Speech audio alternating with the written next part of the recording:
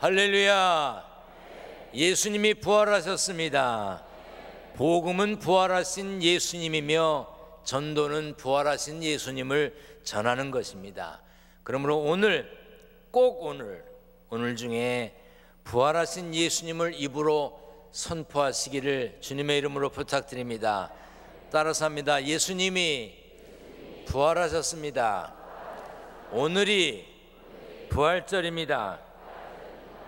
이 연습을 하고 훈련을 하는 이유는 연습하고 훈련해야 실전에서 나오거든요.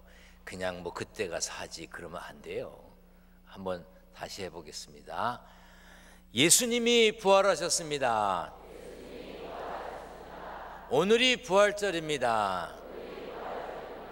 자, 이게 사람들 앞에서 해야 되는데 옆에 분 앞에서 한번 해보겠습니다. 연습을 해보겠습니다. 가만히 저를 쳐다보고 있는 분은 안 한다는 뜻이니까.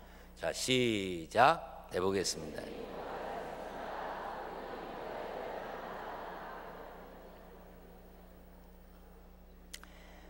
할렐루야. 찬양대 감사합니다. 새벽에도 찬양해 주셨고 또 이 시간에 4부 예배 때도 찬양해 주셔서 감사합니다. 오늘 특별히 힘차게 힘있게 찬양해 주셔서 참 감사합니다. 멋진 목소리, 예쁜 목소리를 가진 분들이 솔로를 하셨습니다. 찬양을 듣다가 그런 생각했습니다. 우리 교회는요, 설교 시간에 장로님 성함을 부르면요, 장로님들이 기쁨으로 10만 원씩 냅니다. 왜냐하면 복된 자리에서 이름 불렸다고 장로회 회비를 내요.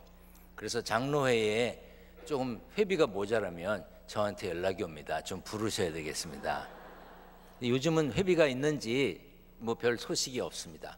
근데 가만히 생각해 보니까 이렇게 멋진 목소리를 가지고 있고 예쁜 목소리로 솔로를 하는 분은 다음 주에 특별 헌금을 해야 될 거 아니에요. 감사합니다. 감사합니다. 그래서 앞으로는 우리 지휘하는 권사님 어떻게 해서 저 솔로를 시킬 땐 반드시 그 다음 주일에 특별 감사 헌금을 하는 걸 전제로 하면 좋을 것 같아요. 우리 가하시면 예하세요. 예, 우리 회의는 아니지만 가했습니다. 우리 박수합니다. 감사합니다. 2주 동안 특별 새벽 기도했습니다. 참석하신 분들 감사하고요. 차량 운행해 주시고 안내해 주시고 또 중계해 주신 분 감사드립니다. 전 세계 곳곳에서 예배를 드렸고요. 특히 아프리카 앙골라 같은 곳에서는 우리 박유신 선생님이 통역을 통해서 예배를 드렸는데 글쎄 연락 오길 뭐라 그러냐면 우리 교회 모인 숫자보다 자기들이 더 많대. 제 설교를 통역으로 예배 드렸는데 그렇게 많은 분들이 예배를 드렸습니다. 새벽에 다시 편지 온 거 소개합니다. 김흥복이라고 하는 분이신데 이분은 몸이 불편하시대요. 그래서 바깥으로 나갈 수가 없는 분이라서 인터넷으로 예배를 드리는데 20년 만에 다시 새벽 기도를 드렸답니다. 2주 동안 아침 금식을 하면서 새벽 기도하고 삶에 큰 원동력을 얻고 은혜를 받았다고 연락 오셨어요. 몸이 불편하신데 금식해가면서 인터넷으로 새벽 기도 하셨대요. 몸이 불편하신데 금식하면서 하셨대요. 난 뭐 안 하는 사람 들으라고 하는 얘기는 아니야. 뭐 지난주에 육군모부대 상사분이 편지를 주셨는데 이번에는요 그 부대장님께서 편지를 주셨어요. 할렐루야. 이분은 이렇게 보내셨습니다. 기둥교회 덕분에 우리 부대 장병들이 원활하게 교회 예배를 드리게 되어 큰 기쁨과 감사를 드립니다. 모든 장병들에게 평등한 종교 참여 기회를 제공하지 못해 부대장으로서 안타까움이 있었습니다.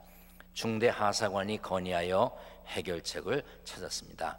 오늘 주말이라 점검차 나왔는데 당신이 새벽기도를 간 건 아니고 그 점검차 가셨대요. 훌륭한 지휘관이시죠. 부대 안에 이렇게 모임이 있거나 그러면 점검을 하신다니 훌륭한 지휘관이신 것 같아요. 장병들이 피곤함에도 새벽에 많이 모이네요. 앞으로 기독교 행사는 기둥교회 영상으로 진행하겠습니다. 다른 부대장들에게도 알려주고 불교나 천주교도 가능한지 알아봐야겠네요. 알아볼 필요가 없으신데 괜히 알아보신다네. 국가와 국민의 안전을 위하여 최선을 다하겠습니다. 이렇게 편지가 왔어요. 참 감사해요. 우리 교회 예배를 이렇게 곳곳에서 인터넷으로, 휴대전화로 예배 동참하시는 분들이 많은 것에 대해서 감사를 드립니다.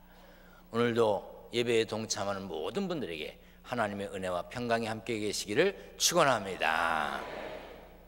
아프리카 서부에 시에라리온이라고 하는 나라가 있습니다. 무슨 나라가 있다고 그랬죠? 예, 시에라리온이라고 하는 나라가 있습니다. 그 나라에서 다이아몬드가 많이 생산되는데 전 세계에서 생산되는 다이아몬드의 4분의 1이 나온다고 그래요. 그런데 지난달 한 뉴스에 보니까 그 시에라리온에서 목회하시는 목사님이 다이아몬드를 캐셨어요. 캤는지 주웠는지. 얼마나 큰 걸 주웠냐면 706캐럿짜리를 주셨어요. 세계적으로 지금까지 거래된 보석의 크기 중에 10위에 해당되고, 이걸 팔면 얼마쯤 받을 수 있냐?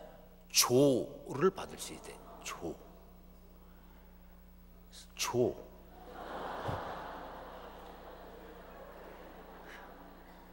야, 이런 다이아몬드는 왜 내 눈에 안 띌까? 여러분, 제가 혹시 시에라리온에 간다고 하는 소리가 들리거든 다이아몬드 캐러 간 줄 아시길 바랍니다. 그 다이아몬드를 캔 목사님은 투명한 경매 절차를 통해 매각이 되어서 나라의 발전에 보탬이 되어야 된다고 그걸 나라에 바쳤답니다. 그래서 대통령이 직접 서명을 해서 감사를 표시했대요. 저 이 글을 읽다가 그냥 이렇게 뭐 컵뚜껑 같은 거 하나 들고서, 야, 이게 다이아몬드라고 생각하고 내가 이런 조가 넘는 다이아몬드를 하나 가졌다. 그러면 어떡할까? 야, 그 생각을 하는 순간부터 걱정이 생기기 시작했어요. 얻다가도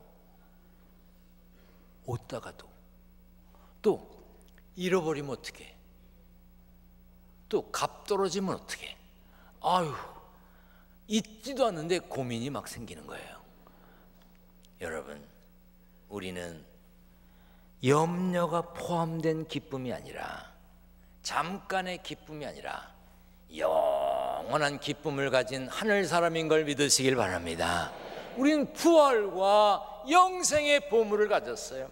하늘나라를 가진 사람들입니다. 세상 사는 동안 첫 천국까지 부활의 기쁨과 감사, 그리고 감동, 영생의 소망을 잃지 말고 잘 간직하고 사시기를 축원합니다. 우리 성경을 높이 들고 고백합니다. 높이 듭니다. 저는 예수 믿어 구원받았습니다. 저는 예수 믿어 하나님 자녀 되었습니다. 저는 예수 믿어 천국 백성 되었습니다. 하나님께서 선물로 주신 오늘 하나님 말씀으로 가르침을 받습니다. 눈을 열어 주의 법 안에 있는 놀라운 진리를 보고 깨닫게 하소서. 아멘으로 순종하여 하나님께 영광 돌리는 삶 되게 하소서. 아멘. 그런 삶의 주인공이 되시기를 축원합니다. 지혜의 왕으로 불렸던 솔로몬이 통치한 뒤에 이스라엘은 남쪽의 유다와 북쪽의 이스라엘로 나라가 쪼개졌습니다. 나라가 분열된 두 왕국의 왕들은 하나님의 가르침과는 거리가 먼 통치를 했습니다.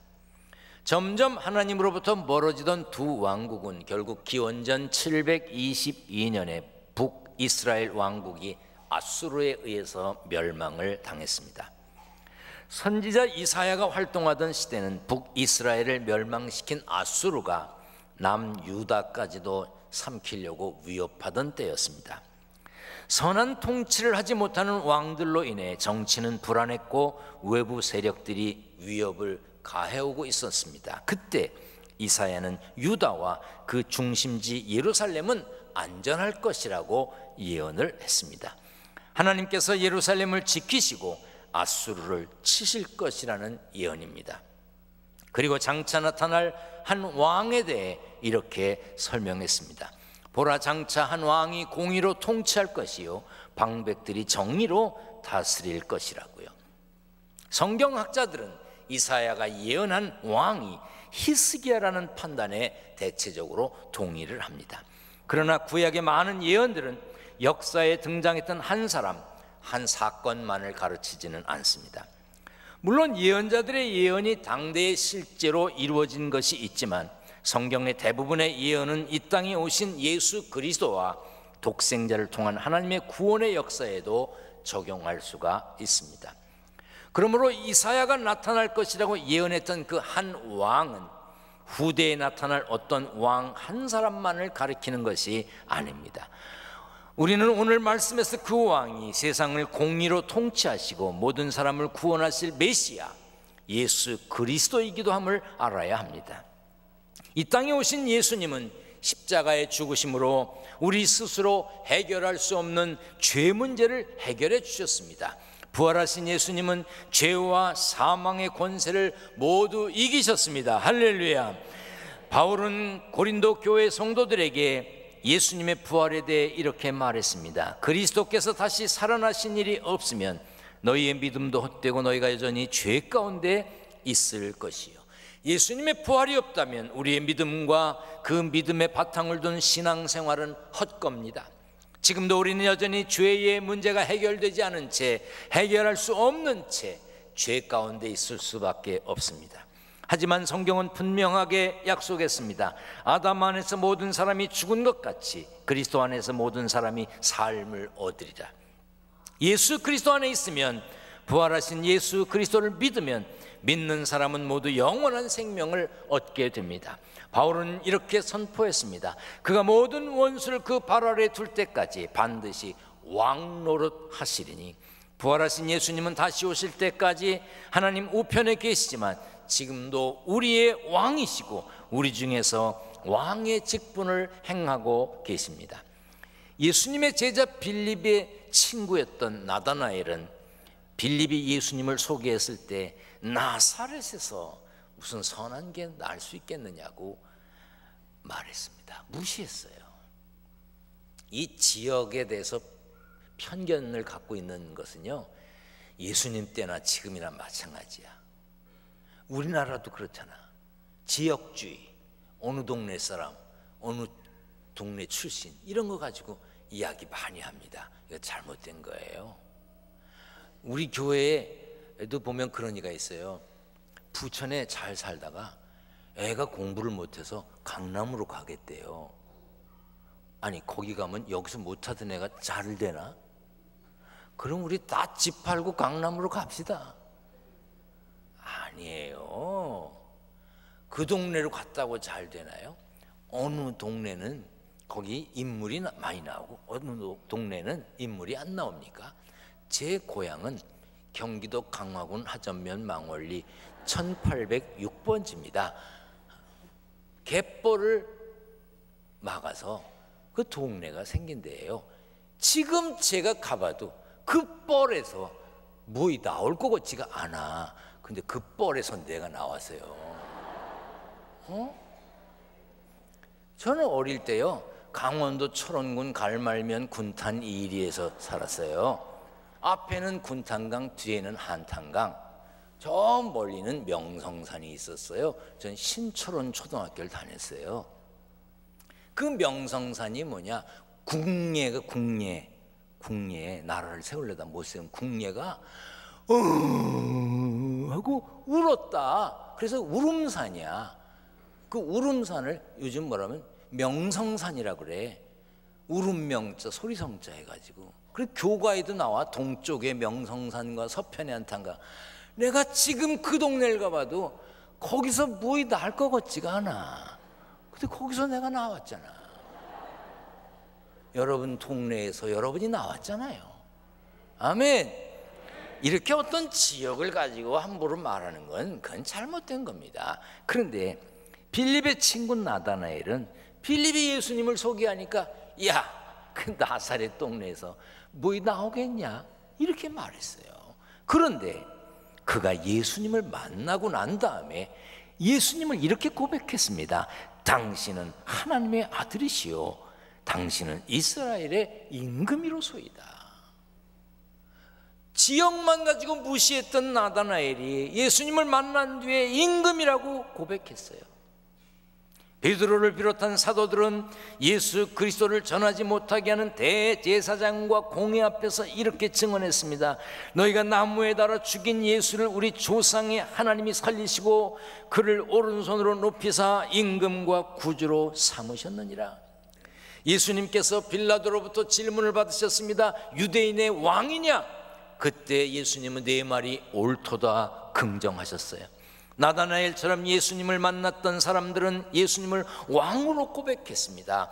성령을 받은 제자들은 예수님을 왕이라고 전했습니다. 그렇다면 우리는 죄와 사망을 이기신 예수님을 왕으로, 온 세상의 왕으로, 자기 자신의 왕으로, 자신의 삶을 주관하시는 왕으로 인정하며 고백하며 그렇게 살고 있느냐 이 말이에요. 나를 다스리는, 통치하시는 왕이 누굽니까? 돈이에요? 여러분들의 가정을 다스리는, 통치하는 왕이 누굽니까? 옛날엔 그래도요, 집집마다 대부분 남자들이 왕 노릇을 했습니다. 그런데 요즘 제가 느끼기에는 남자 왕은 거의 사라진 것 같아요. 요즘은 집집마다 여왕님들이 주로 계십니다. 그래서 남자들이 길을 못 펴요. 여러분들의 마음을 움직이고 다스리는 왕 누굽니까? 여러분들의 집을 좌지우지하고 다스리는 왕 누굽니까? 그분이 예수님이십니까? 왕이 통치하던 시대에 왕 앞에 서 있을 수가 없었습니다. 무릎을 꿇고 엎드려야 했습니다. 고개를 들어 왕을 쳐다보지도 못했습니다. 그런데 온 세상을 지으신 천지 만물의 왕 하나님께서 예수 그리스도의 부활을 믿는 우리를 자녀 삼아 주셨어요. 그래서 우리는 예수님을 왕으로 고백하는 거예요. 왜? 그 왕이신 예수님을 내가 모셨기 때문에. 찬송가 161장 2절을 한번 불러보려고 그러는데요, 거기 왕이 되셨다고 고백하고 있습니다. 찬송가 161장 2절을 한번 우리 반주 한번 해주세요. 할렐루야 우리 예수 왕의 왕이 되시고 우리들의 중보 되심 성령 증거하시네. 구주 예수 부활하사 처음 열매 되셨네. 구주 예수 부활하사 처음 열매 되셨네.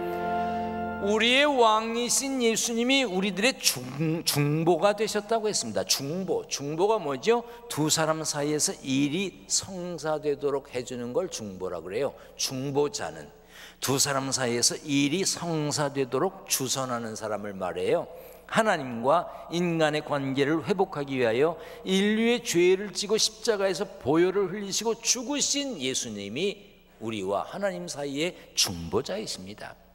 왕이 직접 우리를 위해 중보가 되시니 얼마나 감사한 일입니까? 왕이신 하나님이 우리에게 갖고 계신 생각과 계획은 우리가 상상할 수 없을 만큼 크고 넓습니다. 하나님은 이렇게 말씀하셨습니다. 이는 내 생각이 너희의 생각과 다르며 내 길은 너희의 길과 다름이니라. 왕 중에 왕이신 하나님의 자녀라면, 예수 그리스도가 우리의 왕 되심을 믿는다면 하나님의 생각과 뜻이 우리와 달라도 하나님의 능력을 믿고 기도하며 기대하고 기다릴 줄 알아야 됩니다. 하나님을 믿는다면 기도하고 기대하고 기다려야죠. 따라서 합니다. 믿고, 이왕 할 거 크게 하십시다. 믿고 기도하며 기대하고 기다리자. 아멘. 마태복음 2장에 보면요, 왕이 2명 나와요. 왕이 2명. 한 왕은 당시 유대 팔레스타인 지역을 다스리던 로마의 분봉왕 로마에서 파견한 왕 헤롯이 있었어요. 또 한 왕은 누구냐? 동방의 박사들이 와서 유대인의 왕으로 나실 이가 어디 계시냐 할 때 그 아기 예수님을 말합니다.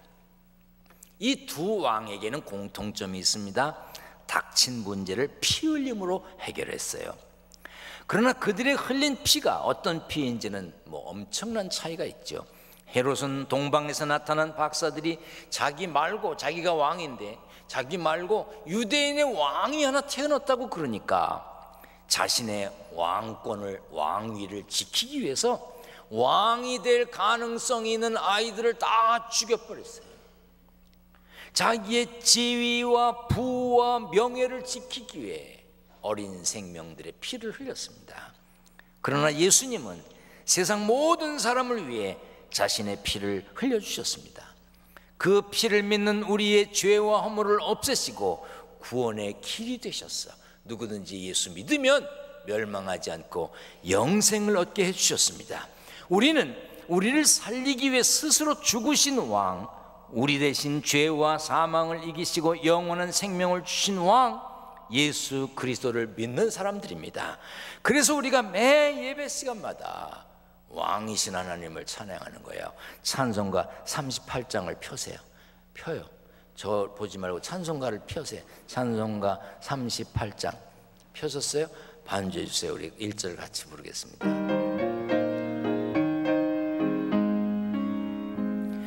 예수 우리 왕이여 이곳에 오셔서 우리가 왕께 드리는 영광을 받아 주소서. 우리는 주님의 백성, 주님은 우리 왕이라. 왕이신 예수님 오셔서 좌정하사 다스리소서. 왕이신 예수님을 우리가 모시고 사니 우리가 왕궁입니다. 아멘. 여러분들의 가정이 왕이신 예수님을 모시고 사니 여러분들의 가정이 왕궁인 걸 믿으시길 바랍니다. 오래전부터 왕의 무덤이 얼마나 크고 화려했습니까? 중국의 진시황의 무덤은 면적이 25,000평방미터나 된다고 그래요. 이집트의 왕 파라오의 무덤 피라미드는요 대부분 높이가 100m가 넘습니다. 왕에 관련된 건 이렇게 크고 대단해요. 그뿐 아니지요. 왕이 살던 왕궁은 얼마나 멋있습니까? 대부분 여행지에 가서 관광하는 멋진 건물들이 다 뭡니까? 왕들이 살던 왕궁이에요. 우리는 예수님을 우리 안에 모시고 사는 사람들입니다. 왕 중의 왕 예수 그리스도를 마음속에 영접하고 사는 하나님의 자녀들입니다. 그렇다면 우리는 왕이신 예수님이 거할 왕궁이어야 해요. 여러분, 왕궁 짓기가 쉽습니까? 왕궁을 지키는 게 쉽습니까? 왕 모시고 사는 게 쉬워요? 한 20일 동안 우리 집에 조그만 왕이 왔다 갔어요. 자기가 왕인 줄 알아. 이야, 어렵대요. 하루는 집에 들어갔더니요 문가에서 임금님이 주무신대. 이건 뭐 바닥에 뭘 놓을 수도 없고 내가 뭐 먹고 싶다고 마음대로 먹을 수가 있는 게 아니야. 임금님이 윤호를 해주셔야 돼. 이야, 뭐 아무것도 내 마음대로 할 수 있는 게 없어. 자다가 그 어린 왕이 깨면 온 식구가 다 깨. 어렵대요. 어려워. 지가 왕인 줄 알아. 지난 수요일날 가서 아주 평안해졌습니다. 여러분, 왕이신 예수님을 내 안에 모시고 사는 거, 왕이신 예수님을 우리 집에 모시고 사는 거 쉬울까요? 쉽다고 생각하는 사람은 엉터리예요. 예수님을 내 안에 모시고 살고 내가 예수 믿는 사람으로 사는데 편해요? 어디 가서 말하는 것도 쉽지 않아요. 행동하는 것도 조심스러워요. 왕을 모시고 사는 거 어려워요. 왕이신 예수님 모시고 사는 거 힘들어요. 불편해요. 그래도 우리는 왕을 모시고 살아야 됩니다. 가정에서, 일터에서 왕 모시고 사는 사람답게, 왕궁답게, 성전답게 품위 있게 살아야 합니다. 한번 따라합니다. 나는 왕이신 예수님 모시고 사는 왕궁이다. 아멘. 대단한 거예요. 여러분 집에도 예수님 모시고 사니 왕궁입니다. 그럼 왕궁답게, 성전답게 품위 있게 살아야 합니다. 부활의 신앙 안에서 영원히 죽지 않는 소망의 삶, 천국의 기쁨을 누리고 사는 복된 삶의 주인공이 되시기를 축원합니다. 축원합니다.